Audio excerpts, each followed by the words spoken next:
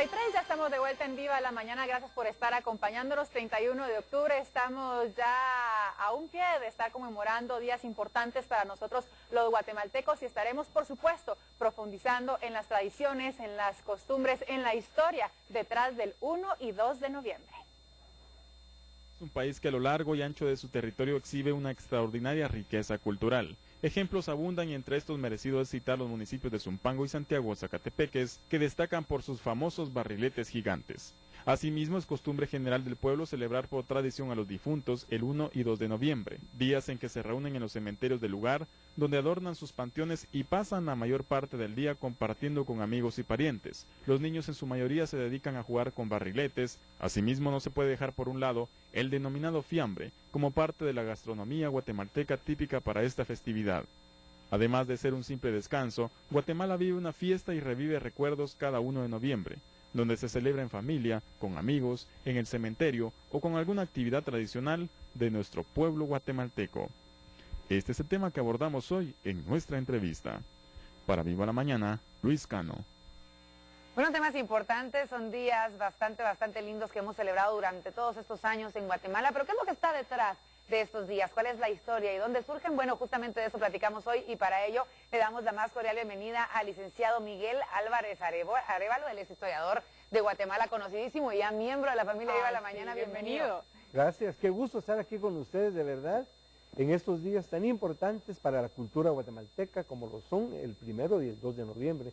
Días de verdad de mucha intensidad a lo largo del país. Mucha intensidad, pero vale la pena conocer nuestra historia para identificarnos y poder conmemorarlos y celebrarlos, ¿verdad?, como se deben. ¿Qué hay detrás del 1 de noviembre? Comencemos con este día tan importante y por qué realmente los guatemaltecos participamos en esta conmemoración. Bueno, creo que es muy importante que mencionemos de que estas actividades tienen un carácter sincrético. A este respecto vamos a encontrar en primer lugar lo que es el mundo occidental, en este caso la iglesia. Fueron precisamente los primeros cristianos quienes acostumbraban a reunirse para celebrar el primer aniversario del martirio de uno de sus mártires. Cuando se consideraba entonces que este mártir era santo porque estaba dando su vida por Cristo. Entonces lo iban haciendo y posteriormente ya se va dando un reconocimiento a la santidad hasta que finalmente es muy importante el año 610 cuando se consagra el antiguo Panteón Romano. Era un templo profano y pasa a la iglesia con el nombre del Santo Santorum, dedicado a todos los santos. Poco tiempo después se establece una festividad para todos los santos el día 1 de noviembre. Bueno, ahí lo encontramos. Y hacia el año 900, la iglesia también establece una fiesta el 2 de noviembre con el nombre de los fieles difuntos, difuntos dentro de la fe cristiana. Esto es en el mundo occidental. Esto se traslada a América, llega a Guatemala durante el siglo XVI. Y aquí es muy importante recordar entonces lo que decía de la parte sincrética y al mundo propiamente mesoamericano. Y aquí es muy importante el testimonio que nos va a dar el misionero Fray Diego de Landa, quien escribe en el siglo XVI sobre las costumbres de los indígenas mayas que habitaban Yucatán.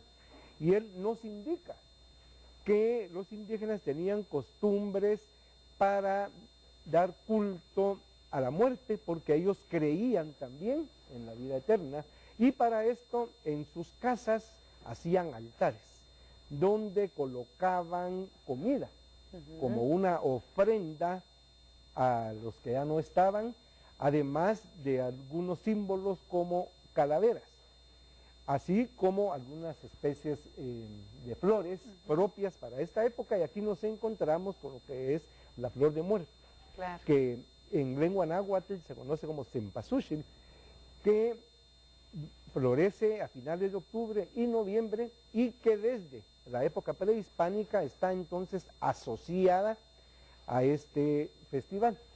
En este caso, ya en el territorio guatemalteco, es muy importante recordar al cronista Francisco Antonio de Fuentes y Guzmán en la Recordación Florida, quien nos indica también que dentro de las disposiciones papales estaba la obligación de que los indígenas escucharan misa el 1 de noviembre, Claro. Día de Todos los Santos. Y Fuentes y Guzmán nos habla también de una orden del año 1644 para que esta obligación también fuera el 2 de noviembre, Día de Todos los Santos. Entonces aquí tenemos ya esta cuestión histórica y es importante recordar que Fuentes y Guzmán nos indica que se acostumbraba visitar los cementerios y hacer comidas especiales para estos días. Y ahí vemos entonces el surgimiento del fiambre. Esa era una de mis preguntas. ¿Cómo llega esta comida a Guatemala? Y que tiene muchas leyendas detrás del platillo, ¿verdad? Es cierto, en torno al fiambre vamos a encontrar muchas leyendas, pero realmente las leyendas son muy hermosas, pero es parte de la creatividad, de toda esa riqueza del patrimonio intangible. El fiambre va más allá de una leyenda, lo tendríamos que ver con raíces profundamente antropológicas. El fiambre en sí lo vamos a encontrar con una palabra propia de la lengua española, fiambre. En el diccionario de la Real Academia nos va a decir platos fríos o embutidos.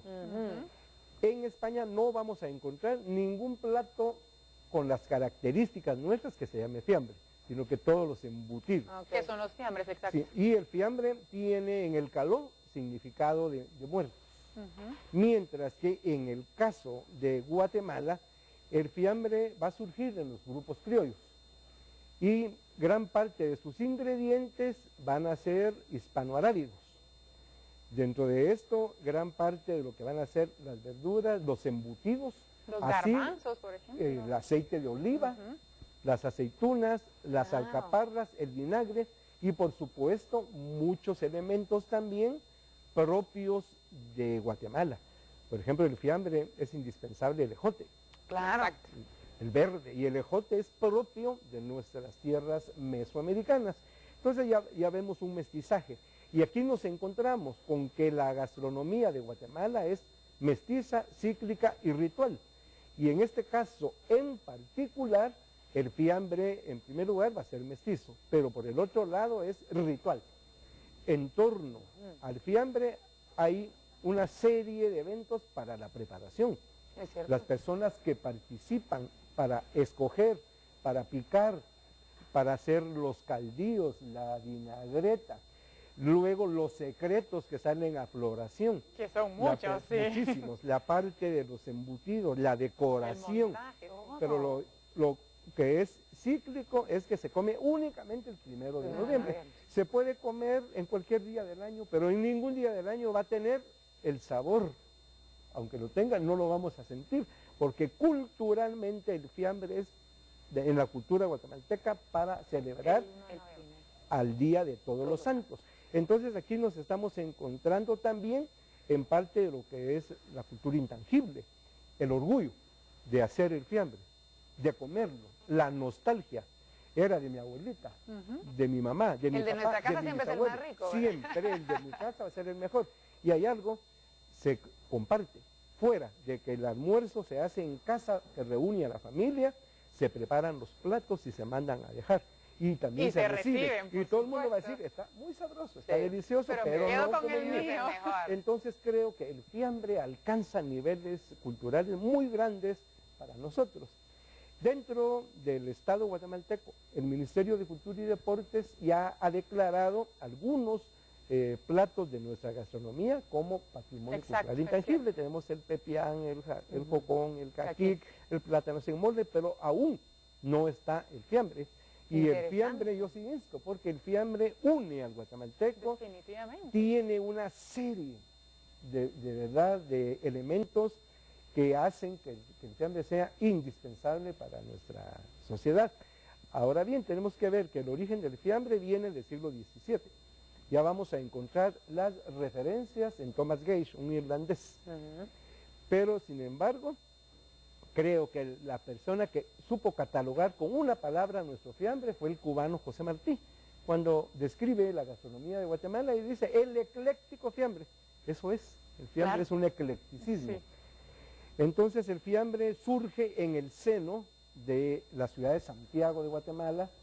Por cuestiones históricas la ciudad se traslada a la ermita y aquí continúa. Entonces lo vemos en el seno metropolitano, pero dada su importancia y la influencia de la ciudad, el fiambre se ha ido a otras comunidades del interior del país. Y otras regiones con diferentes componentes, que divorciado, que separado. Incluso ha llegado a El Salvador como parte de la influencia de Guatemala, pero en ningún lugar tiene la connotación de estas zonas.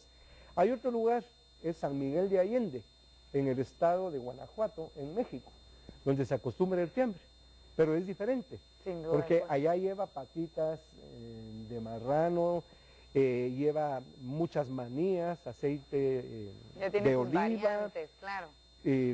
Granada, lima, naranja, pero sin embargo se comparte el nombre, el día y el significado, porque el significado del fiambre tenemos que verlo en lo que es la vida terrenal, la muerte terrenal, y lo que es la esperanza del cristiano en la muerte, en morir para alcanzar la vida perdurable. Y es que es interesante. Entonces, realmente todo lo que gira en torno a este tema, el fiambre, pero tenemos que ver las comunidades del interior del país, donde vamos a encontrar la presencia de las cabeceras. La cabecera, la ofrenda, es aquí donde estamos entonces encontrando ese significado prehispánico que se mantiene hoy en día, y este es el hecho de llevarlo al cementerio o tenerlo en un altar en la casa. No es que se lo van a comer los muertos. No, claro. No, por supuesto que no. La persona sabe perfectamente que es una ofrenda, es un simbolismo. Y aquí es donde vamos a encontrar también todos esos postres exquisitos que forman parte de estos días. Dentro de ellos el ayote. Sí, claro, el ayote dulce, los cocotes, con la rapadura. El pan de muerto también. Pero el pan de muerto ya es un poquito más mexicano. Ah, sí, este es más adoptado. Más adoptado, pero nosotros tenemos en el oriente un pan muy guatemalteco, es el pan de mujer. Ah, mira, ahí está, muy bien. El pan de mujer, allá en el área de oriente, se está ya preparando precisamente para que junto con las quesadillas y los tamales en algunas regiones del oriente sean la vianda para el día 1 y 2. Y aquí tenemos que recordar un poco. El Día de los Santos es el 1 de noviembre y este alcanza una fuerza muy grande en el área metropolitana. En las ciudades, como la ciudad de Guatemala o muchas otras de cultura mestiza, la visita al cementerio se hace durante el 1 de noviembre, mientras que en el mundo indígena la vigilia empieza a las 6 de la tarde, para el día 2 de noviembre, que alcanza un gran esplendor. Por eso vamos a encontrar que a las 6 de la tarde empieza a iluminarse el cementerio de San Juan Zacatepeques. Empieza la procesión de las calaveras en Salcajá, o vamos a encontrar también la procesión de las calaveras en San José Petén.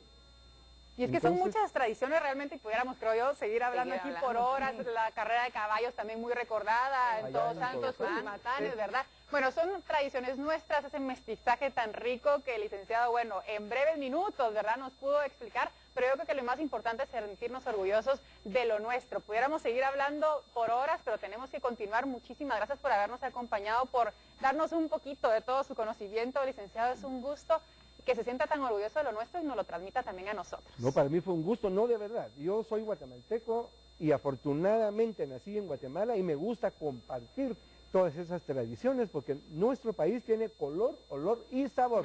Esto es Guatemala. Muchas gracias. Licenciado Miguel Álvarez Arévalo, historiador guatemalteco, nos estuvo acompañando para conocer un poquito más y tener la idea de por qué es que estamos celebrando entonces estas tradiciones. Anita, continuamos con más de Viva la Mañana. Por supuesto, nos vamos con Ricardo porque tiene más sorpresas para nosotros.